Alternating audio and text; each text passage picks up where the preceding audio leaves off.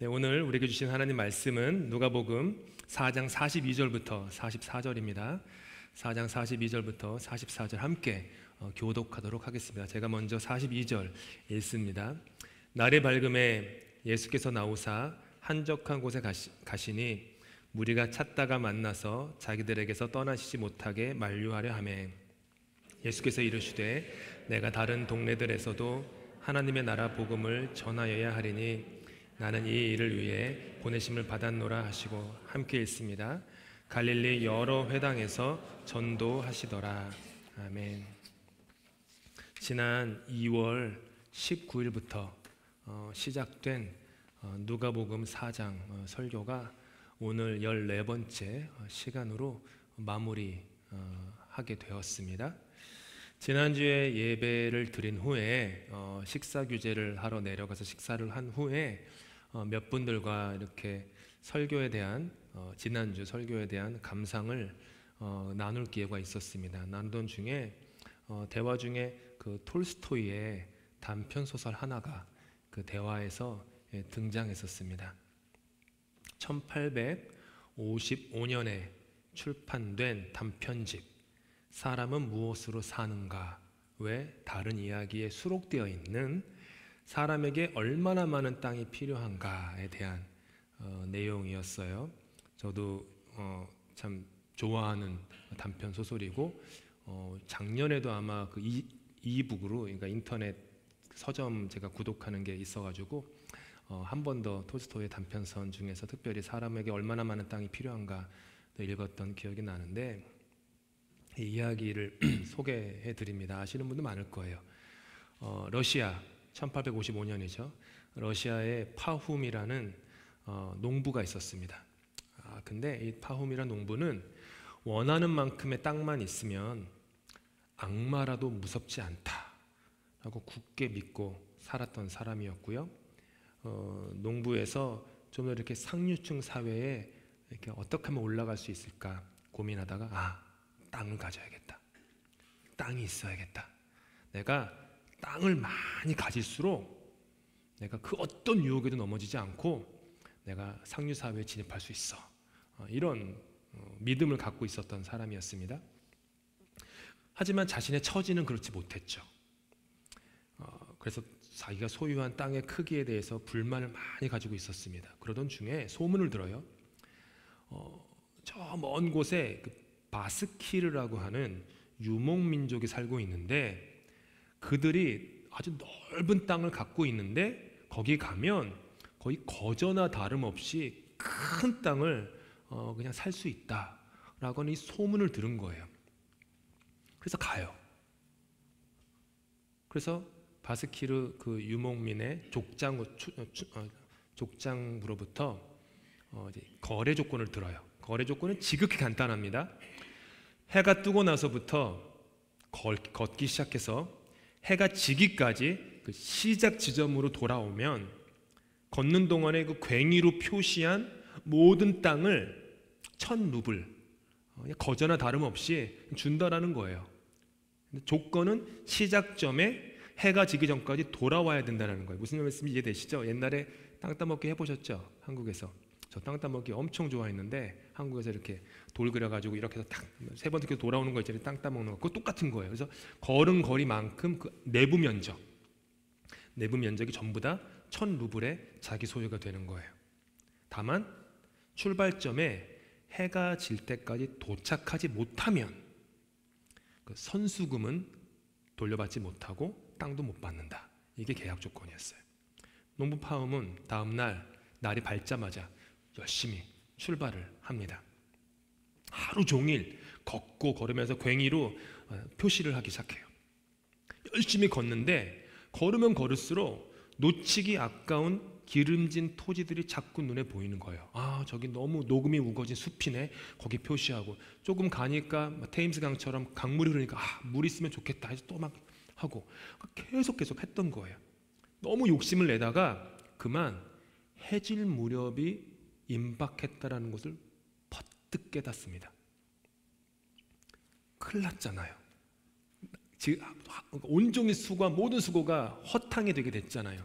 그래가지고 거추장스러운 신발과 옷을 다 벗어버리고 죽으림을 다해서 달리고 또 달려서 출발점에 도착을 합니다. 족장이 축하하네, 이 땅은 당신 이제 것이네 라고 얘기를 하는 소리를 듣자마자 심장마비로 피를 토하고 그 자리에서 쓰러져 즉사를 합니다. 이를 옆에서 지켜본 악마가 통쾌하게 웃습니다. 크크크크 하면서 내가 이겼다. 겁봐. 내가 이겼다. 앞에 있던 바스키르 족장은 원주민들을 시켜서 괭이를 들고 땅을 파서 그의 죽은 시신을 묻으라고 합니다. 그리고 톨스토이의 소설은 이렇게 끝맺습니다. 파홈이 결국 차지할 수 있었던 땅은 그가 묻힌 2m 크기만큼이었다. 이게 소설의 내용이에요. 재밌죠? 재밌지 않으면 제가 얘기를 잘 못한 거고요. 실제로는 더 재밌으니까 강력히 읽어보시기를 추천합니다. 지난주에 함께 묵상한 것처럼 누군가에게 해질 무렵은 자신의 한 낮을 바로 세우는 어두운 밤이 되기도 하지만 누군가에게 해질 무렵은 자기의 영혼이 무너지는 어두운 밤이 되기도 합니다. 마찬가지로요, 농부 파움처럼 누군가에게 한낮의 밝은 빛은 결코 채울 수 없는 자신의 욕망을 채우는데 급급하게 다름박질하는 허송세월이 되기도 합니다. 마지막에는 내가 묻힐 2m에 불과한 땅을 위해서 밝은 빛이 비췄던 인생의 그 낮을 나의 유익을 위해서 턱까지 차오르는 숨을 참아가며 걸어왔던 허탈한 인생이 돼버립니다. 누군가를 향한 미움과 증오로 그들을 제거하기 위해 한낮에 장렬하는 태양빛 아래에서 살기를 띠고 걸어가던 바울의 인생은 정오의 햇살보다 더 빛나는 예수 그리스도의 진리의 빛을 만난 후에야 참된 빛 가운데 가치 있는 삶으로 변화되었습니다. 반면에 참된 진리에 비치셨던 예수 그리스도를 자기 코앞에 두고도 정오의 태양빛 아래에서 빌라도는 진리를 깨닫지도 못한 채 진리가 뭐냐고 계속 묻기만 하는 어리석은 가운데 결국에는 예수를 십자가에 못 박으라고 내어줍니다. 둘 다 정오의 장렬하는 태양빛 아래에서 벌어진 일들입니다. 그리고 빌라도는 불과 몇십 분 전에 저와 여러분이 전 세계에 있는 수많은 교회들의 성도들과 함께 고백했던 것처럼 사도신경을 통해 빌라도의 죄를 매 예배 때마다 고발하고 있습니다. 어떻게 보면 참 안 된 사람이에요. 2000년 동안이나 모든 그리스도인들에게 고발당하는 인생으로 전락해버리고 말았으니까요. 예수님은 해질 무렵에 나아온 연약한 이들에게 일일이 손을 얹고 고쳐주십니다. 그렇게 밤새도록 사역을 하세요. 밤새도록. 밤샘 사역을 하셔서 피곤하실 텐데 날이 밝음에 주님은 잠을 주무신 게 아니라 한적한 곳, 외딴 곳을 찾아 나가세요. 왜요? 기도하시려고. 하나님 아버지와의 깊은 교제가 있는 기도를 하기 위해서 밤새도록 피곤하게 일했음에도 불구하고 날이 밝음에 기도 처소를 찾아서 조용한 곳으로 나가신 거예요. 해질 무렵이건 날이 밝건 간에 상관없이 하나님과의 깊은 만남, 하나님과의 깊은 교제가 예수님 삶의 중심으로 단단하게 박혀 있었던 거예요. 그런데 가버나움에 있었던 오늘 본문의 무리들은 열심을 다해서 그런 예수님을 찾아다닙니다. 그리고 만납니다. 그리고 부탁합니다. 제발 우리를 떠나지 말아주세요. 근데 그들이 예수님에게 떠나지 말라고 했던 그 청원은 예수님을 사랑해서 예수님의 설교가 좋아서가 아니었습니다. 예수님과 함께 붙어만 있으면 내가 가진 욕망을 저분이 채우실 수 있어. 예수님은 나에게 이익을 주는 분, 유익을 주는 분이야. 그러니까 떠나지 말라고 막 만류했던 거예요. 간절히 수많은 사람들이 몰려와가지고요. 그러니까 예수님을 찾는 유일한 목적이 자기 욕망을 채우기 위한 것이었다. 오늘 본문이 얘기하는 게 그 얘기예요. 당연히 예수님께서는 무리들의 이기적 욕망을 채우는데 터럭만큼의 관심도 없으셨습니다. 예수님은 농부 바움처럼 내 욕망의 땅을 채워주기 위해서가 아니라 하나님 나라의 복음을 전하기 위해서 오셨기 때문이에요. 그래서 주님께서는 그 무리들의 요구를 이런 지하에 거절하시고 갈릴리에 있는 다른 동네들로 계속해서 다니시면서 하나님 나라의 복음을 전파하십니다. 여기서 우리가 알아야 될 것은 가버나움에 있는 무리들은 나의 나라, 나의 왕국, 나의 땅, 나의 토지에 관심이 있었고 예수님은 하나님 나라, 하나님의 땅에 관심이 있었다라는 거예요. 해질 무렵에 어떤 영혼은 어둠의 자기 욕망에 사로잡혀 무너지기도 합니다.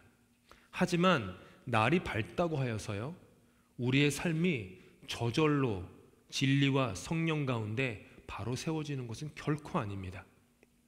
해질 무렵에 무너지는 것은요, 그저 나 한 사람의 개인의 영혼이 무너지는 경우가 다반사입니다. 그런데 반면에 한낮에 무너지는 것은요, 나 한 사람이 아니라 내 주변의 수많은 사람들을 희생시키는 무너짐이 될 때가 있어요. 잠깐만 세상을 돌아봐도 세상에서 벌어지는 수많은 규모가 큰 범죄들, 전쟁들, 이런 것들은 해질녘에 벌어지는 게 아니라 날이 밝음에 벌어지는 일들이에요. 수요 예배가 끝나면 8시 30분이 됩니다. 저녁. 아직도 밖이 무척이나 밝습니다. 8시 반이면. 그래서 예배를 마친 후에 많은 분들이 교회 현관 입구에서 가기를 주저하신 채 두런두런 얘기를 나누세요. 저는 그 모습이 참 좋아요. 그런 모습들이. 예전에 토론대학교에서 캠퍼스 사역을 할 때도 식사를 하고 나면 저녁 한 9시, 10시쯤 되는데 얘네들이 집에 안 가요. 블로우 스트리트, 크리스티에서 밥을 먹은 다음에 1시간 정도 그 거리에 서 있어요. 떨어지기 싫은 거예요. 그냥 어떻게든 1시간 동안 얘기해서 제발 좀 가자 얘들아.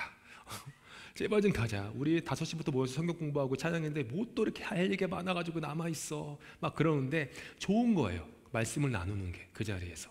그래서 블로우 스트리트에서 그렇게 매주마다 그랬어요. 우리가 어린 분들도 1시간은 아니지만 10분 정도라도 날이 밝아서 얘기를 나누세요.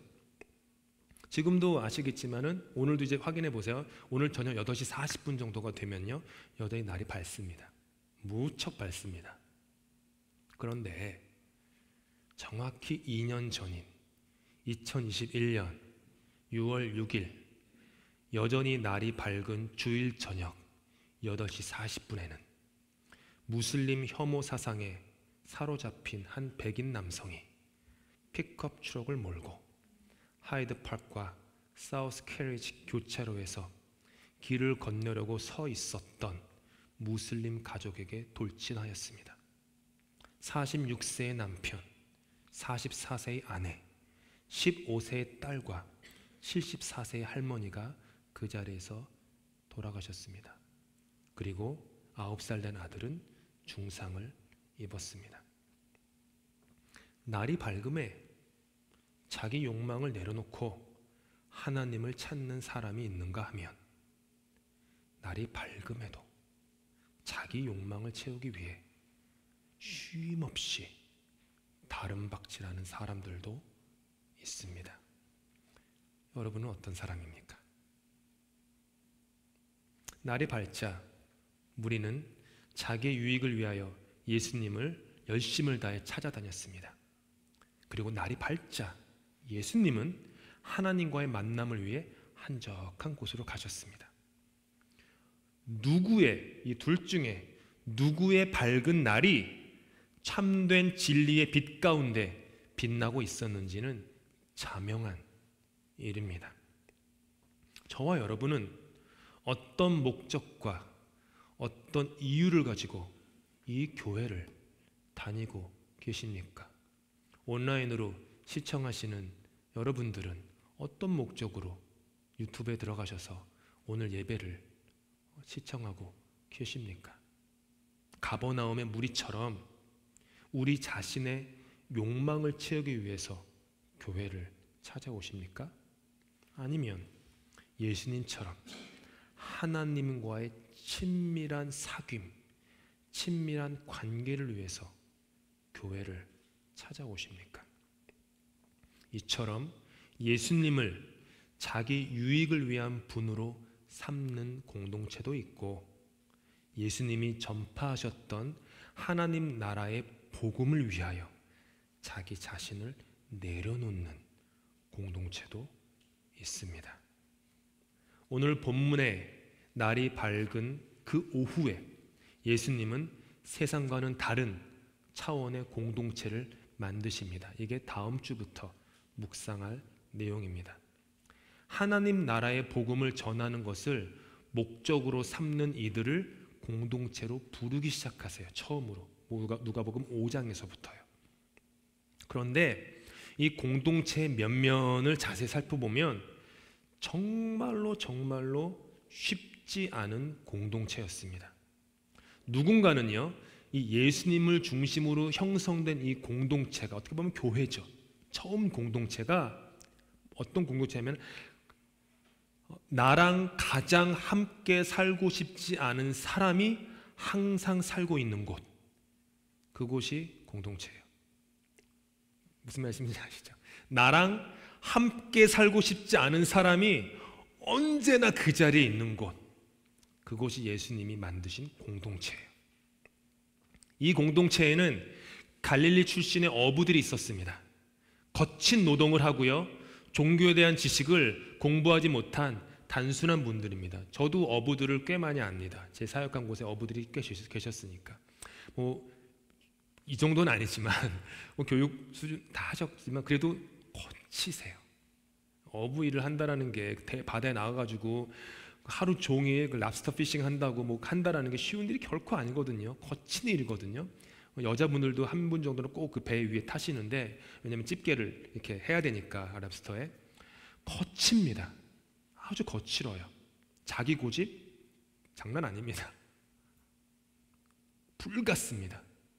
지성과 이성보다는 본능대로 움직이고요, 불 같은 성격을 다 대부분 가지고 있습니다. 갈릴리 어부들이, 예수님의 제자들이 그랬어요. 게다가 거기에는 세례 요한을 스승으로 따랐던 제자들이 있었습니다. 세례 요한은 금욕주의자였습니다. 그래서 세례 요한은 세상으로부터 자기를 격리시켜서 철저하게 거룩한 율법 생활을 하던 사람이었습니다. 광야에서 살던 사람이에요. 따라서 그 세례 요한을 따랐던 제자들은 자기 스승으로부터 배웠던 게 있기 때문에 예수님이나 예수님의 그 공동체 일원들이 자기들의 수준에 찰 정도의 금욕주의의 모습이 없을 때, 거룩한 삶의 모습이 없을 때 불평불만이 많았습니다. 그래도 예수님 따르면은 뭔가 좀 삶이 구별되고 좀 이렇게 좀 금욕하고 자기의 그걸 다스리는 삶을 살아야 되는데 왜 저렇게 살지? 이런 불만이 많았어요. 게다가 예수님에 대한 불만도 많았는데 왜 죄인들과 어울려서 먹고 마십니까? 그들과 좀 함께 다니지 마십시오. 이런 불만이 많았어요. 또 그곳에는요, 시므온이라는 사람이 있었습니다. 그 사람의 별명은 가나안인이었습니다. 가나안인이 무슨 뜻이냐 하면 열심당원이라는 뜻이에요. 당시의 열심당원은 누구냐 하면 정당한 목적을 위해서라면 그 어떤 종류의 폭력을 사용해도 괜찮다라는 신조에 사로잡힌 사람들이 열심당원이었어요. 그래서 당시에 여러분들이 유대인들 보면 아시다면 긴 롱슬리브 옷을 입어서 그 안에다가 이 단검을 숨기고 다녔어요. 한국 사국에도 보면 이 안에다가 뭐 서찰 이런 거 늘 넣고 다니잖아요. 그런 것처럼 단검을 넣고 다니다가 시장을 걷다가 저기서 민족의 배신자가 걸어와요. 그게 누구죠? 세리, 세금 징수원이죠. 보면은 지나가다가 칼로 푹 찌르는 거. 또 저쪽에서 로마 군인이 걸어오다가 혼자 떨어져 가지고 걸어온다. 그러면 또 단검으로 푹 찌르는 실종의 어떤 테러리스트들이었어요. 열심당원. 그러니까 예수님의 제자 공동체에 테러리스트가 있었어요. 저는 이게 좀 섬뜩섬뜩해요. 만약 제가 베드로였다면 나랑 같이 3년 동안 동고동락하는 그 친구가 테러리스트였던 전과가 있는 사람이라면 밤에 잘 때 불안하지 않겠습니까? 왜냐면 내가 사는 삶의 수준이 저 친구한테 절대 저 친구가 가진 이상주의, 민족주의에 맞지 않을 텐데 어느 날 그가 단검을 들고 내 목을 벨지도 모르잖아요. 그런 삶을 살았던 거예요. 그곳에는 가룟 유다도 있었습니다. 셈에 빠른 사람이었습니다. 모든 일에 있어서 돈의 가치보다는 돈의 효율을 중히 여기는 사람이어서 불만이 많았습니다. 왜 낭비하냐? 여인이 와서 자기 전 재산을 들인 향유 옥합을 깨트리니까 세상에 낭비도 이런 낭비가 없다. 그거를 팔면은 큰 돈이어서 수많은 사람들을 구제하고 먹고 살릴 수 있는데 왜 그걸 이렇게 낭비하냐? 예수님한테 그런 말 한다면 예수님한테 혼주검이 나죠. 너는 생각이 잘못됐다. 생각이 왜곡됐다. 불만이 올라왔죠. 그래서 나중에 은 30에 예수님을 배신한 사람이 되었습니다. 여러분 한번 보세요. 이 교회, 저 스크린에 나오는 저 교회의 모습, 공동체의 모습. 이상적인 공동체가 아니에요. 가장 함께 살고 싶지 않은 사람이 항상 살고 있는 곳이 예수님의 공동체였습니다. 그런데 그들은 놀랍게도 늘 함께 어울려 먹었습니다. 늘 함께 어울려 마셨습니다. 늘 함께 울었습니다. 늘 함께 웃었습니다. 그들은 서로 뜨겁게 사랑하였고 매 순간 자기를 부인했습니다. 세상에서는 당신이 당신을 부인하라고 얘기하지만 예수님의 공동체는 내가 나를 부인했던 것이죠. 날이 밝을 때 부름받은 이 공동체는 자기 유익을 위한, 자기 욕망을 위한 공동체가 아니었다라는 거예요. 예수님을 이용해서 자기의 유익을 얻어내려는 가버나움의 무리와도 달랐다라는 거죠. 그리고 그들 공동체의 중심에는 그 누구도 아닌 예수님 한 분만 계셨던 거예요. 그들 공동체의 중심인 예수님은 해질 무렵이나 날이 밝을 때에나 한적한 곳을 찾아서 하나님 아버지와 친밀한 관계를 가지셨던 분이었죠. 그걸 본 거예요. 계속. 그래서 그 공동체를 지탱하는 근간, 그 힘의 원천이 하나님과의 관계였어요. 공동체의 중심에는 언제나 예수님이 계셨고 공동체의 핵심 가치는 언제나 하나님 나라의 복음을 힘을 다해 여러 곳에 전하는 것이었어요. 그래서 그토록 많은 다름과 많은 차이가 있었음에도 불구하고 그들은 하나였습니다. 나는 하나님의 사랑받는 자녀입니다. 당신도 하나님의 사랑받는 자녀입니다. 그러니 우리 함께 지냅시다. 그러니 우리 함께 하나님 나라의 집을 지어가십시다. 그것이 그들의 자세요, 태도였습니다. 사랑하는 성도 여러분, 영적 여정을 걸어가실 수 있기를 바랍니다. 지금 안 하신다는 뜻이 아니에요. 더 열심히 영적 여정을 걸어가십시오. 말씀과 성령이 중심이 되는 신앙생활을 회복하십시오. 날이 밝을 때에나 해질 무렵이나 한적한 곳의 기도를 새롭게 일으키십시오. 하나님과의 관계를 먼저 세우시고 마음 중심에 그분을 두라는 거예요. 제 목회 경력이 길지는 않지만 목회를 하면서 교회가 제공하는 프로그램만 가지고 사역에 대한 유익만 가지고 찾아오셨던 분들은 1년도 지나지 않아 대부분 떠나세요. 대부분 그래요. 왜요? 중심이 잘못됐기 때문이에요. 하나님을 향한 관계가 먼저 우선시 돼야지, 안 그러면 중심이 심지가 견고하지 않기 때문에 흔들립니다. 뭐 몇 달 후에나 어쩌면 내년에 묵상할 본문인 누가복음 6장, 7장 가면은 예수님이 하시는 삶의 방식이 나와요. 어둠 밤에 하나님과 기도하셨고 날이 밝자 공동체와 함께 하셨고 그 다음에 사역을 하세요. 근데 부끄럽지만 저는, 여러분도 그럴 거라고 생각하지만 대부분 이 방향이 잘못됐어요. 때가 많아요. 먼저 사역을 시작하죠. 사역이 어려워지다고 치고 관계가 힘들어져요. 그러면 뭐가 나요? 하나님께 나와서 주님 무릎 꿇고 눈물 흘리는 거예요. 사역, 공동체, 관계 이렇게 가요. 예수님은 반드셨어요. 관계, 공동체, 사역. 한 번도 이거를 예수님은 이 중심이 흐트러진 적이 없어요. 수많은 사람들이 예수님에게 몰려와서 당신을 사랑해요 얘기하고, 수많은 사람이 몰려와서 나는 당신이 미워요 라고 얘기해도 흔들리지 않으셨어요. 관계, 공동체, 사역. 이것이 우리 신앙의 근간입니다. 순서가 바뀌면요 마음이 무너져요. 순서가 바뀌면 예수님의 공동체가 아닌 가버나움의 무리가 되어버릴 수밖에 없어요. 여러분 내 안이 경험해 보셨잖아요. 내 안이 예수님으로 가득 차면, 은혜로 가득 차면요 괜찮아져요. 많은 것들이 내 안이 감사와 은혜로 막 복받쳐 오르면요 마음이 넉넉해져요. 성령의 빛이, 말씀의 빛이 내 안을 채우면 세상에 줄 수 없는 힘이 생겨요.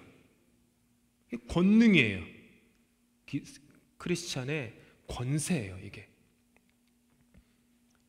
저와 여러분은 모두가 다 마음이 깨어진 사람들입니다.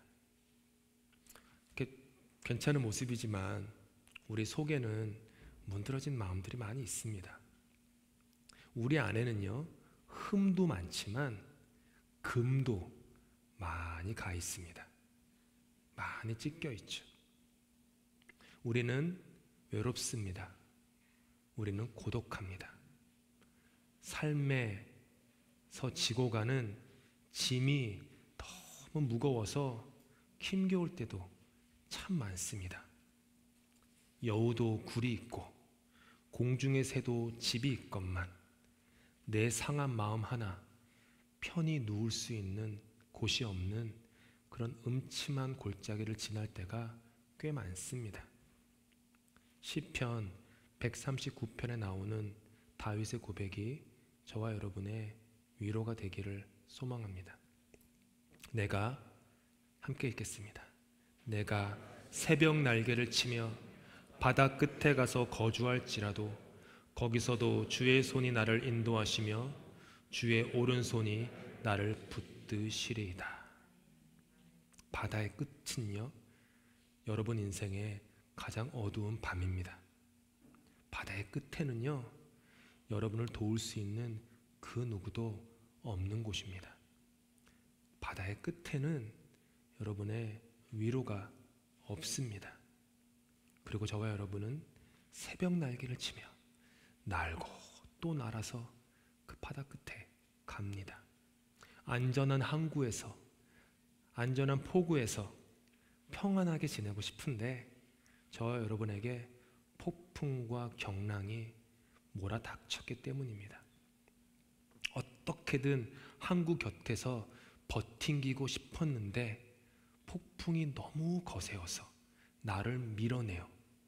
해질 무렵부터 날개를 칠 수밖에 없었고, 어떻게든 내게 주어진 인생 살아보려고, 어떻게든 내 자녀들 번듯하게 키워보려고, 어떻게든 이민생활 무너지지 않고 한번 살아보려고, 어떻게든 교회 지키고 교회 일으켜 보려고 그렇게 쉼없이 어둠 가운데 날개짓을 합니다.